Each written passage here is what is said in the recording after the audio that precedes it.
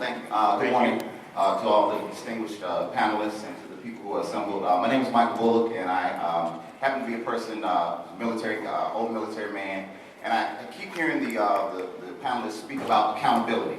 And I guess my question to you, as one of the people who would be asked to follow the leadership of those who are assembled and those who strategize for us and have the information that we don't have privy to, how do we hold you accountable as leaders when you have your successes and we applaud you, but also when you have your failures and we follow you down these paths that seem to lead us in circles that we've been going in for years, and the leadership that we have does not really bring itself to the people in an accountable fashion.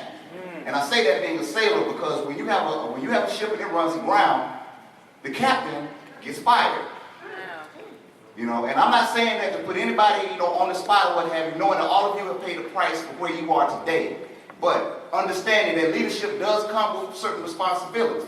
So my question to you would be, are you willing to hold yourselves accountable to the people whom you lead? Or to put it more succinctly in language that you all may be familiar with, as the Bible says, woe unto the shepherd that feeds himself and not the flock. We are the flock. What are you willing to do to make yourselves accountable to us? Good question. Thank you. I think the answer is that everybody ain't the flock. So let's define who is the flock. The members of the Congressional Black Caucus are voted on every 2 years. So they are accountable to the people that elect them. Members of this panel pastor churches or lead organizations. We're accountable to that. He's in churches every Sunday. We at our rallies every Saturday. We're accountable to that. What a lot of people want to do is have other people do the marching and put in the money and go to the jails and do the sacrificing, and then they want to get some of the spoils and then hold us accountable if they don't get some spoils that they wasn't in the flock. The way that they hold us accountable is be in the flock. If you're in the flock, you see all of us these once a week. I'm on radio every day. You ain't got to wait for Saturday to talk to me.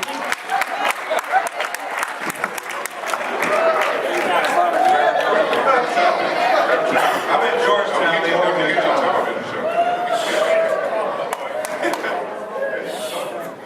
I was going to say, Congressman Cummings, if you don't mind, that's why I wrote down what I had to say.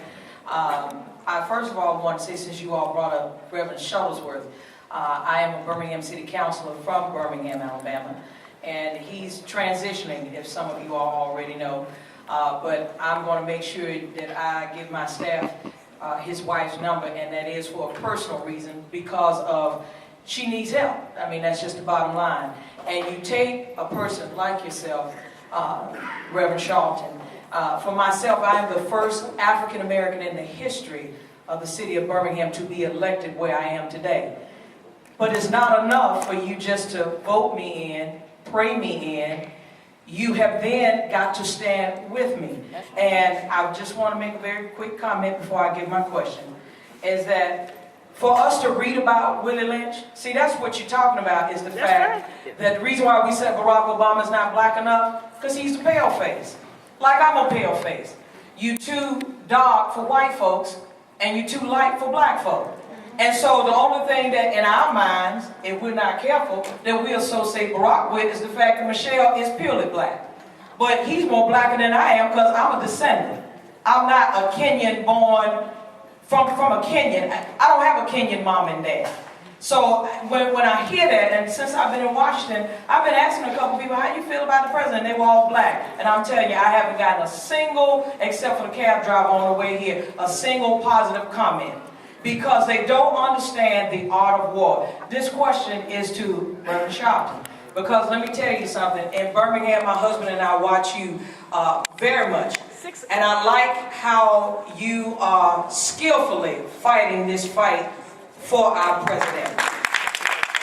And that's my question to you, is how do we skillfully show our people how to fight this war. Because what we're doing now, we're alley fighting. We're not fighting for real. And the way I give the analogy in my district, when I'm in a black setting, you know, Mike Tyson wasn't the brightest cat in boxing, in terms of intelligence, as some would say. But he surrounded himself with skillful people. And so by the time you go and pop your popcorn and come back, he already won the fight. That's what I'm talking about. Our folk are not fighting skillfully. How do we do that without putting a black overtone and yet accomplishing the same goal? Well, I think that we just have to have, I think the Reverend Yeri said it best. We got to understand that we're in a different kind of game than a lot of us are used to playing. And we have different roles. See, I don't think we got to stop being black. I don't think we got to stop putting a black tone on it. I think there's some of us that need to play that role. And there's some of us that need to understand that others have got to deal with other things in a way that occurs to our making advancement as a people. We're smart enough to do that. Give you an example. When Ronald Reagan was president, Jared Falwell and Pat Robertson were extreme. But they did not Reagan, they helped Reagan. And they did the moral majority, which was the forerunners to the Tea Party, that complimented Reagan. We've got to do what we're doing in the streets and in the community and compliment what he's doing, set the tone to what he's doing. And that's the balance. And that's, Wyatt T. Walker and I were talking, who was Dr. King's executive director. Dr. King had a relationship with John Kennedy.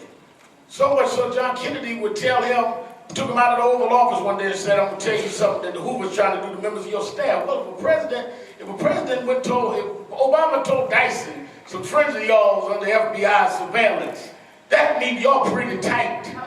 So I mean, if we can have relationships like that in Still March, why can't we have relationships now in Still March? Other than we can't get our brain around, this is a bigger game and they are playing toward our being ignorant and petty, rather than our saying, wait a minute, we are large enough to be able to be versatile, and people play different roles for the same thing. I talked to Chairman Cleaver. I am not a legislator. I talked to him. He's the chairman of the caucus. And I understand what he's doing, and I didn't ask him why he wasn't down there at Troy Davis, and he didn't ask me why I wasn't at the caucus meeting. We got to respect each other's roles and play to win, not play to just be positioned in the pocket.